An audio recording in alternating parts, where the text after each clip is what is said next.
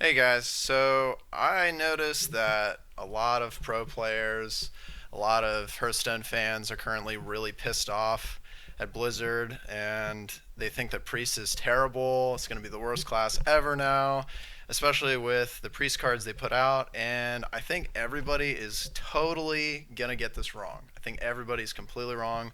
Kripparrian put out a video complaining about Priest and why it's so bad.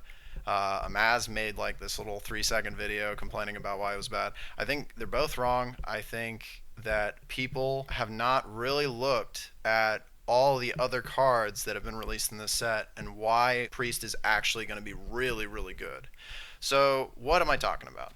So, while Priest, now I'm not gonna let me clarify too. I'm not arguing that Purify is a shit card. Okay, so Purify, I'm actually looking at it right now. So 2 mana, silence a friendly minion. So you can't even silence like an enemy minion. You can only silence a friendly minion, and you get to draw a card. Which draw card is only like 1.5-ish mana worth of value. So the silence value has to be really worth something, and you're silencing your own friendly minion. Like at best, you're silencing an Ancient Watcher, and it's just a 4 mana 4/5. Then draw a card, which requires you to have both cards to then make that happen, and then all you get is that you get a draw card, but you spent 2 cards to make that happen. So it's literally just a terrible, terrible Chillwind Yeti. Like, just play Yeti. So I'm not talking about the priest cards. I'm talking about all the other cards. Because why, it's important to understand why is Priest so terrible right now? And the reason why Priest is so terrible right now is it gets completely face rolled by 2 decks in particular. And these are the 2 decks that are really just kicking everybody's ass right now, but in particular really destroying Priest because Priest doesn't have really answers to that specifically. It's Aggro Shaman and Zulok. Those are the 2 big decks right now that are just completely really stomping Priest for the most part. But really in particular, Shaman. Aggro Shaman is just killing Priest. So, why do I think that Priest is actually going to be really good? If you look at the other cards that the other classes got, I see no way in hell Aggro Shaman is still going to be running around like destroying everybody in the meta like it has been. Because Blizzard is very clearly trying to put in stronger, looks kind of like mid-range archetypes into different classes that are going to just beat Aggro Shaman's ass if it shows up in the meta. So what am I talking about as far as these? Let's take a look at Hunter. Great example of just gonna completely stomp Aggro Shaman if it shows up. I mean, look at these cards. It's literally a 2 mana card, 3 mana card, 2 mana card, and the cards are all really good. It can be seen why they would be really, really good, and I think would just kick Shaman's ass. So 2 mana Kindly Grandmother, which is a beast that then summons another beast. So the Kindly Grandmother is actually a 1/1 beast, and then the Death Rattle summon a Big Bad Wolf, which is also a beast, and it is a 3/2. So it's going to be a really good early game card that Hunter is really desperately needed, and it's going to allow it to compete with Face Shaman.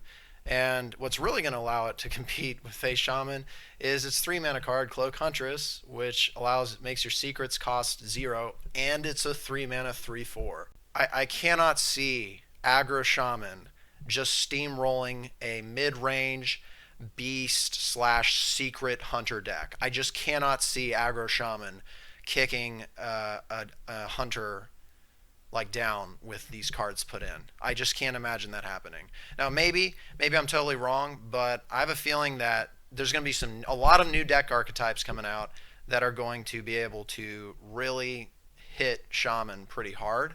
And what that means is the game is going to slow down a little bit. I think the game's going to slow down.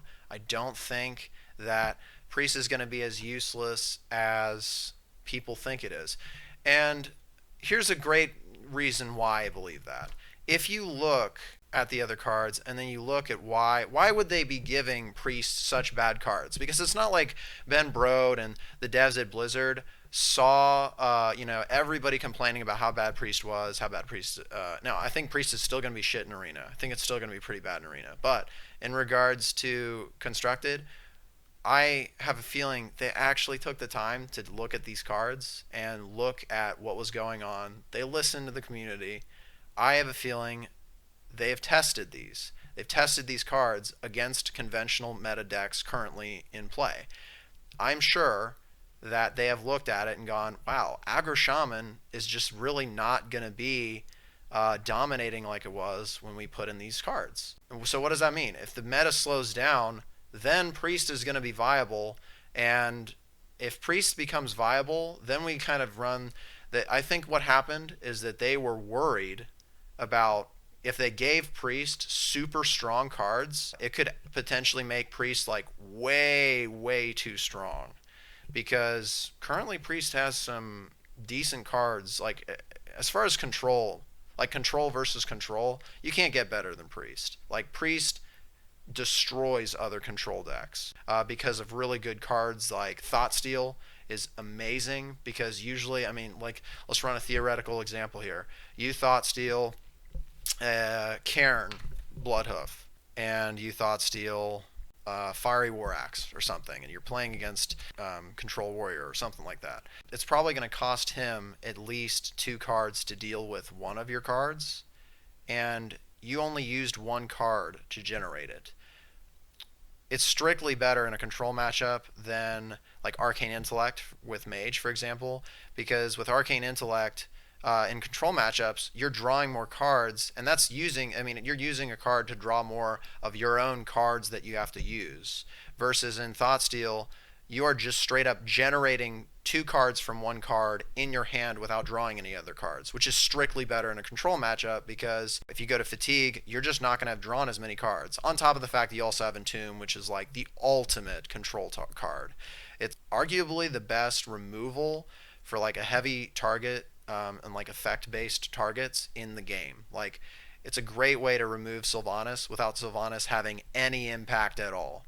Like if normally, oh, you execute Sylvanas or whatever, the death rattle still goes off and you have to play around the death rattle. But with Entomb, it's like you straight up just take their card, you put it in your deck, it helps you in the fatigue, it completely removes their card, and you can also screw over a lot of different things. Like Cthulhu, for example, any Cthulhu deck, and there's a lot of there's certain fatigue like control-ish Cthulhu decks that actually will play Cthulhu and then will, I think it's the 8 mana card that will actually shuffle Cthulhu back into your deck. I think it's Doomcaller, I think, and that card will not be able to shuffle a Cthulhu because your Cthulhu never died; it got entombed. So it's just a good example of just the fact that if the meta slows down, Priest is going to be fine. Priest is going to wreck face. And I think what they've done is they've set it up so that the meta will slow down. But they've just put those cards in other classes to better combat Aggro Shaman, and go to more of a mid-range / control meta. And when you go to a more, like when the game slows down, Priest does well. Priest usually does very well. The slower the games get, the better Priest becomes. If it ever became a full control meta, Priest would absolutely be the dominant class, like hands down. I have no question about that.